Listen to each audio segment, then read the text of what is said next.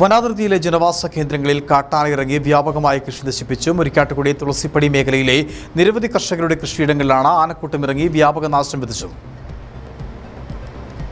ഇന്നലെ രാത്രി 8 മണി മുതൽ മുരിക്കാട്ടുകുടി ട്രഞ്ചിന് സമീപത്തെ ജനവാസ മേഖലയിൽ ഇറങ്ങിയ കാട്ടാനയെ നാട്ടുകാർ പടക്കം പൊട്ടിച്ചും ബഹളം വെച്ചും ഓടിച്ച് വന അതിർത്തിയിലെ ചെപ്പാത്ത് കടത്തി കാട്ടിലേക്ക് വിട്ടിരുന്നു.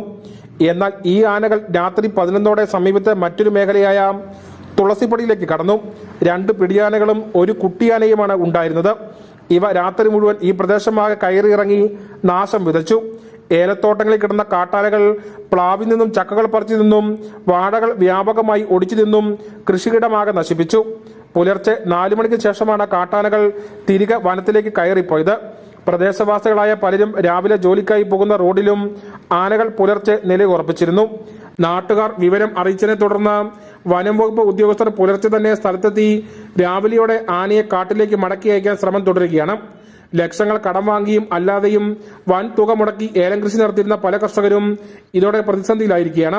എൻ്റെ ഇത് 1 ഏക്കർ സ്ഥലമാണ്. അതിൻ്റെ അകത്ത് 550 ചെടിയാണുള്ളത്.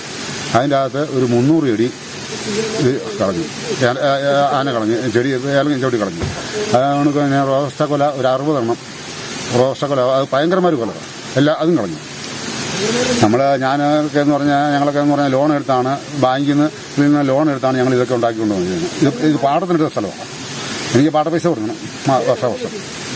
ഇല്ലെങ്കിൽ അവൻ ഇറങ്ങിപ്പോടാന്ന് പറയും, അതിന് ഇറങ്ങിപ്പോകണം. ആന വന്നിട്ടുണ്ട്.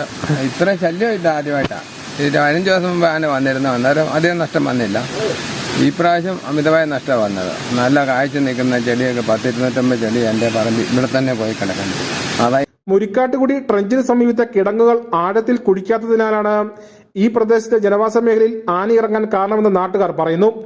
ലക്ഷങ്ങൾ കടം വാങ്ങി കൃഷി ഇറക്കുന്ന തങ്ങളെ പോലുള്ളവർ ഇത്തരം സന്ദർഭങ്ങളിൽ കൃഷി ഉപേക്ഷിച്ച് ആത്മഹത്യ ചെയ്യേണ്ട അവസ്ഥയിലാണെന്നും കർഷകർ പറയുന്നു. Nijil K Mathew, Idukki vision news, Kattappana.